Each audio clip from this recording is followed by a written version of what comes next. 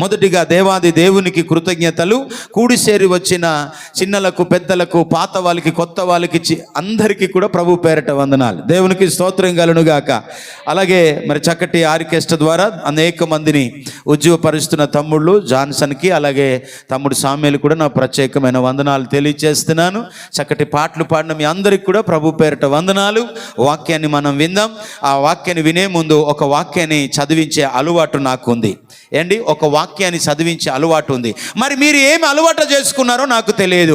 పడుకోవడం అలవాటు చేసుకున్నారో నాకు తెలియదు, లేదా వాక్యం చెప్పేటప్పుడు కునుకుతారో నాకు తెలియదు. అవి అలవాటు చేసుకున్నారు. కొంతమంది తాగుడు అలవాటు చేసుకున్నారు, కొంతమంది ఏవేవో చెడు పనులు చేయడానికి అలవాటు చేసుకున్నారు. అయితే నేను ఒకటి అలవాటు చేసుకున్నాను. ఎక్కడైనా వాక్యం చెప్పే ముందు ప్రియులారా ఒక వాక్యాన్ని నేను చదివించి చెప్పే అలవాటు నేను చేసుకున్నాను. ఈరోజు 119వ కీర్తనలో 113వ వచనాన్ని మీరు తీసి చదవాలని ప్రేమతో మనవి చేస్తున్నాను. అక్కడ ఒక అద్భుతమైన వాక్యాన్ని రాయబడి ఉంటుంది ప్రియులారా. చదువుదామా? 119వ కీర్తనలో 113వ వచనం. 113వ వచనం 113 చదువుదాం.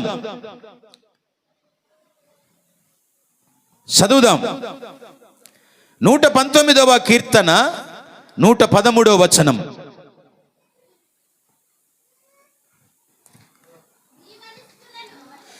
ద్విమనస్కులను నేను ద్వేషించుచున్నాను, నీ ధర్మశాస్త్రము నాకు ప్రీతికరము.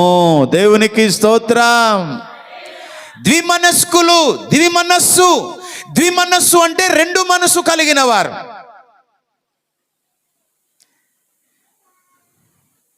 ఇంగ్లీష్లో అయితే డబుల్ మైండ్నెస్ అంటారు. దేవునికి స్తోత్రం కలుగునుగాక. ఇక్కడ ద్విమనస్సు కోసం రాశాడు. అంటే రెండు మనసులు, ద్వి అనగా రెండు. అందుకే యేసుక్రీస్తు ప్రభువుల వారిని కూడా అద్వితీయ కుమారుడు. ద్వి అంటే రెండు మనసులు గలవారిని దేవుడట ద్వేషిస్తాడట. ఈరోజు కూడా చాలా మంది రెండు మనసులు కలిగి ఉంటారు. ఒకే సమయంలో రెండు మనసులు కలిగి ఉంటుంటారు అన్నమాట. ద్వంద్వ మనసు అని కూడా అంటారు. ఏ మనసు అంటారు? ధోరణి అని కూడా అంటారు. ద్వంద్వ మనసు కూడా అంటారు. డబల్ మైండ్నెస్ అంటారు ఇంగ్లీష్లో. దేవునికి స్తోత్రం కలుగునుగాక. డబల్ మైండ్ అన్నమాట.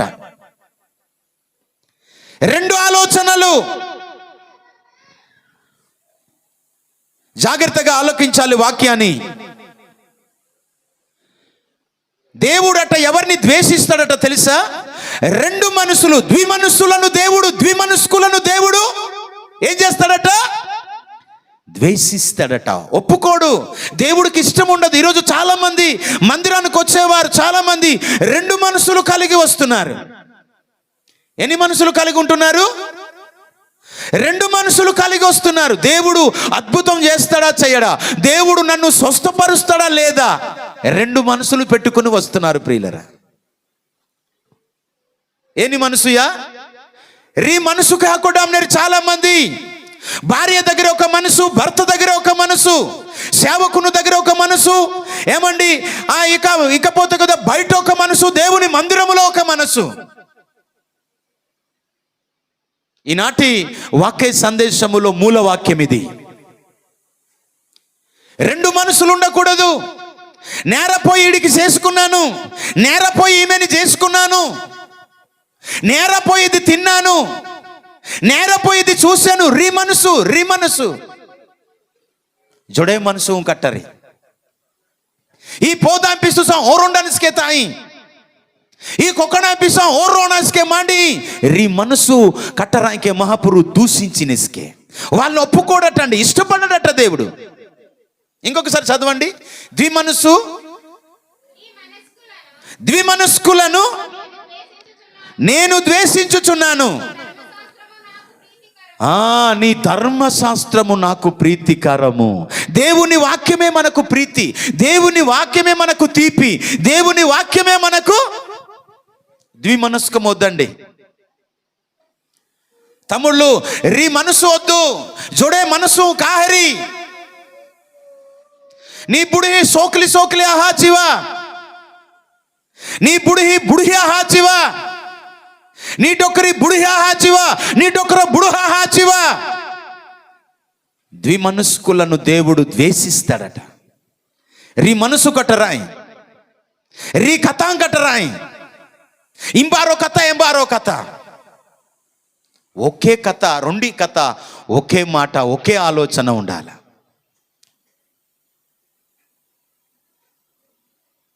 ఇవర్ ఆయన వెందొరిత మచ్చకట ఇక్కడ ఏనే కిడ నిన్న ఉంచే ఇల్లి కథ జోలించి బారో కథ బారో కథనా ఇంజి వెందొరిత మచ్చకట్టతికి ఏనే ఇంజనీర్ ఏదని వెళ్ళేది మా కుమితలు వెళ్ళినారు మీరు పుంజాంజరి కాయలకని. దేవునికి స్తోత్రం కలుగునుగాక. చేతులెత్తి ప్రభుని ఘనపరచుదాం. హల్లెలూయా. ఆయనే ఘనపరచబడునుగాక. ద్విమనస్కులను దేవుడు దూషిస్తున్నాడు. దేవుడు మెచ్చుకోవట్లేదు వారిని, ద్విమనస్కులను. రీ మనసు కట్టరాయి, రీ కథ కట్టరాయి, రీ ఒడుపు కట్టరాయి, రీ ఆలోచన జొడే ఆలోచన కట్టరాయి. దశంభాగం కహీకియో మచ్చిసరి హీదు హిలాసరా. మింగే కష్టములో మనటి దశంభాగము హీదర్ అనుకో, కష్టములో మనటి హీయాదు నింగే మనసుతో చక్కగా ప్రేరేపించసరి ఇది. కానీ ఈ ఏని మనసు కాకుండా అతిదే మారో ద్విమనస్సు మంగేడో అతిదే. హీకి హీయో దేవుని మందిరంతో హాయికి హలో, ఆ దేవుని మందిరానికి వెళ్ళాలా వద్దా? ఈ ద్విమనస్సు అనేది మనిషిని పాడు చేసేస్తుంది. ద్విమనస్సు అనేది మనిషిని పాడు చేస్తుంది. అపోస్తుల కార్యములు 5వ అధ్యాయములో హనానియ సఫేరాలు ఉన్నారు. అక్కడ భార్య భర్తలు, ఇవరి రియారి భార్య భర్తలు డొకరి ఇవరి అయితే భూమి పార్తుకరి అరి కలహా పార్తరికే. ఇప్పుడు ఉదాహరణకు ప్రెసిడెంట్ గారు భూమి అమ్మారు అనుకోండి, ప్రెసిడెంట్ అక్కన ప్రెసిడెంట్ గారు కలిసి అమ్ముతారు ఎంతకైనా మాట్లాడుకొని కదా. అలాగే ఇక్కడ కూడా హనానియ సఫేరాలట కలిసి అమ్మారట భూమిని. అయితే అపోస్తుల పాదాలకి తెచ్చి పెట్టారట. అప్పుడు పేతురు అడుగుతున్నాడట, దైవజనుడు అడుగుతున్నాడు, ఆ అపోస్తులుడు అడుగుతున్నాడట, ఏమని అడుగుతున్నారు? ఈ భూమి ఇంతకే అమ్మితిరా అని అడుగుతున్నారు. అడిగిన తర్వాత అప్పుడు వీళ్ళిద్దరు అబద్ధం ఆడుకున్నారు కదా, కొంత దాసేసుకొని ఉన్నారు. మీరు ఆ సన్నివేశం అక్కడ చదివితే తెలుస్తుంది. కొంత దాసేసుకొని ఏం చేస్తున్నారు? వీళ్ళకు సేవకుడికి అబద్ధం ఆడుతున్నారు. అబద్ధం ఆడటం వల్ల అక్కడికక్కడే హనన్య చనిపోయాడు. ఆ తర్వాత 3 గంటల తర్వాత తన భార్య వచ్చి ఇంతకే అమ్మితిరంటే అవునయ్యా ఇంతకే అమ్మితిమి అని చెప్పి చివరికి ఏమైపోయింది? ఆ భార్య కూడా ప్రాణం విడిచింది. ఇవి దేని వలనంటే ద్విమనస్సు వలన. 2 మనసులు అయిపోయారు. రియోణుపు ఆచరి. ఈరోజు కూడా చాలా మంది ద్విమనస్సు కలిగి ఉంటుంటారు.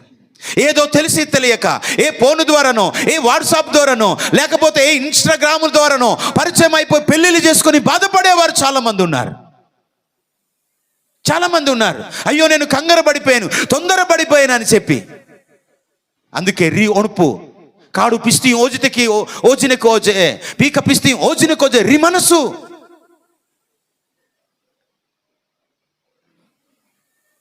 రీ మనసు కట్టరా దేవుడు ఏనా కినిసి ద్వేషించినేసి హనానియ సఫేరాలు ఏనా ఆతు డొకర హాచు అండి. ఏని మనసు వల్ల హాతు ఏవి 2 మనసులు. దేవునికి స్తోత్రం. రీ మనసుకి ಹಾಕೊಡಿತು భూమి తమ్మివై ఏ పార్తు, ఈ భూమి మీదే కదా, మీరు అమ్మితిరి కదా, ఇది మీదే కదా అని అంటాడు అక్కడ. కానీ బొంకితుకే డొకర మాట్లాడుకొడుతుంజా బొంకితుక కొచ్చగడు ಹಾಕೊడితుకే. దేవునికి స్తోత్రం కలుగునుగాక. కెస్క పేరును హల్లెలూయా. అందుకే నా నింజు వెసిందని వాక్యములో ప్రియులారా గమనించదు మీరు, నీకి వాక్యాన్ని వెంజు అద్భుతంగా దేవుడు మింగే ఏ వాక్యంతో మింగే జోలనేసి. దేవునికి స్తోత్రం కలుగునుగాక. రీ మనసు అండి ఈరోజు. రీ ఒణుపు రీ మనసుకి ಹಾಕೊಡಾಡೋ ಯಾತಿದೆ ಮಾರ ನನ್ನ రీ మనసొద్దు మనకి. రీ మనసు కాహరి జోడే మనసు కాహరి హత్తి హాని పతక. మీరు ఇమిని డొకరితోలేతారో మాండవ్య హాంజర్న పెళ్లికి హాంజర్న ఒకవేళ పెందిలి అవే హాంజర్న ఏదంతోలే రీ మనసు అవసరం ఇల్లే. జాగ్రత్తగా వేయించు. ఈరోజు చాలా మంది దేవుని చర్చిత మందిరంతో వాహి ఏ నాహినేరి తెలుసా? జొడే ఒణుపుతలే వాహినేరి జొరే ఒణుపుతలే. ఇశ్రాయేల్ ప్రజలు కూడా అట ఏమైపోయారట తెలుసా? 2 మనసులు అయిపోయారట. ఇశ్రాయేల్ ప్రజలు కూడా రెండు మనసులు అయిపోయారట. అందుకే నీజు ನಾನು వెసిందని మాట ఏనాడికి రీ మనస్సు కాహరి సద్వించి సదవతువా సద్వంచి కూదే బాయింతువా సద్వించి హజా ఎదింబా పొరముకు వేసాలకు వేసుకోవడం తేరే ಅದು కొక్క తెరి స్టూడెంట్స్ ఇచ్చివా ఎస్క తెరిచివా ఆబాన్ తెరిచివా పోదాన్ తెరిచివా నీకి చదవదు, ఖచ్చితంగా చదవదు. ఎంబటేదే దేవుడు మింగేసుకే సహాయంకి అనేసి అప్పుడు మీకు ప్రభు మిమ్మల్ని ఆశీర్వదిస్తాడు. అప్పుడు ఆశీర్వదించాను, లేకపోతే కష్టమా అని. కనుక దేవుని వాక్యంతో మారో భిన్నంగా ఆలోచించాదిదే రీణపుకి ఆతిదే అనమాట. దేవుని వాక్యం ఏది ఎలా వేసిన ఇంబి కానుక హి ముంజు రాచాంనే ఇంబి దశంభాగమైన ఓ నింగ ఇష్టమతి హియా రీ మనసుకి ఆకోడాని ప్రైజ్ దల బలవంతమాయ నా తన బలవంతమాయ. ఇన్ని సంవత్సరాలు పరిచర్యకి ఏం జామీతాడా, ఇన్ని సంవత్సరాలు సేవ చేస్తున్నాను, ఏ ఒక్కరినైనా దశంభాగం ఇవ్వట్లేదని కొట్టడం తిట్టడం గద్దించడం చేశానా? కాదు ప్రియులరా, అది మీ ఇష్టం. మీరు ఎంత ఇస్తే అంత మంచిది, ఇవ్వకపోయినా పర్వాలేదు. దేవుడు ఏం కోరుకుంటున్నాడు తెలుసా? హృదయాన్ని కోరుకుంటున్నాడు. దేవునికి స్తోత్రం కలుగునుగాక. ఏం కోరుకుంటున్నాడు? హృదయాన్ని కోరుకుంటున్నాడు. మా గుండెని, మా హృదయాన్ని దేవుడు కోరుకుంటున్నాడు. దేవుని కొరకు ఎదురు చూడండి, ప్రభు కొరకు ఎదురు చూడండి. నూతన బలం, నూతన శక్తి వానమింగే దేవుని కొరకు సినికితిదే అండి. ఈ వారం నేను చెయ్యో నన్ను ఎప్పుడు మందిరం తాయి, నన్ను ఎప్పుడు పాటకేరి, నన్ను ఎప్పుడు ప్రార్థన కాకుండా మీరు ఎదురు చూడండి దేవుని. అప్పుడు నూతన బలము, నూతన శక్తి వస్తుంది. ముంజే మింగే నూతన బలం వాహిలే బ్రాయి వాహిలే ఓడ పూని బ్రాయి వాహిలే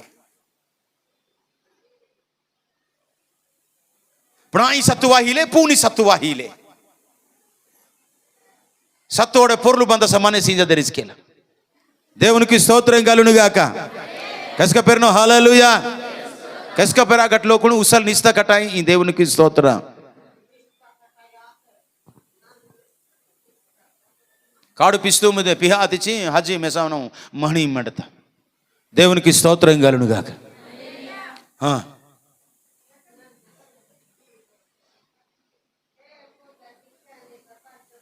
రీ మనస్సు కలగా మన అతిదే ఇన్నికరో గడక ఇంకా తెలుగులో మాట్లాడోయినే రెండు పడవల మీద కాళ్ళు పెట్టకూడదు. చూడే పడవలకో కొడయా ఇన్నికరుండని ఏదో ఇప్పుడు మా నావి వచ్చింది, తెలుసో తెలియకో ఒకవేళ నేను ఈ జాతి వాడికి చేసుకున్నాను, లేకపోతే తన భర్త ఈ జాతి ఈ కులం దానికి చేసుకున్నాను, అలాంటివి రాకూడదు. ఇక దేవునికి స్తోత్రం కలుగునుగాక. ఇప్పుడు తెలుగు వాళ్ళకైనా కువి వాళ్ళకైనా కోస్తే పాలు వస్తుందా, రక్తం వస్తుందా? రక్తమే వస్తుంది. ఓ మాట చెప్తున్నాను, రక్తం అంటే నాకు గుర్తుకొచ్చింది.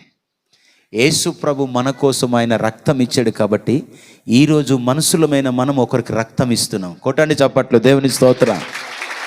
హల్లెలూయా. ఆయనే ఇవ్వకపోతే మనం ఇవ్వలేం. యేసుక్రీస్తు మన కోసం ఆయన రక్తం ఇచ్చాడు, కార్చాడు. కనుకనే మనం కూడా ఒకరికి రక్తం ఇవ్వడానికి అంత అధికారం ఇచ్చాడు. దేవుని మహాకృప. లేకపోతే చచ్చిపోతావు, రక్తం లేదంటే చనిపోవుడే ఇంకా. అందుకే యేసు ప్రభు వారు మనకి రక్తం ఇచ్చాడు, మనం అందుకే ఒకరికి రక్తం ఇస్తున్నాం. ఆ అవకాశం ప్రభు కల్పించాడు మనకి, ఆ కృప ప్రభు ఇచ్చాడు. అందుచేత నా ప్రియమైన దేవుని సంగమా, మనసు కలిగి ఉండవద్దు, రెండు మనసులు కలిగి ఉండవద్దు, ద్వంద్వ మనసు కలిగి ఉండవద్దు. అలాంటివి ఉంటే పాడైపోతారు. దేవుని చిత్తమైతే వచ్చే వారం మాట్లాడదాం. హల్లెలూయా.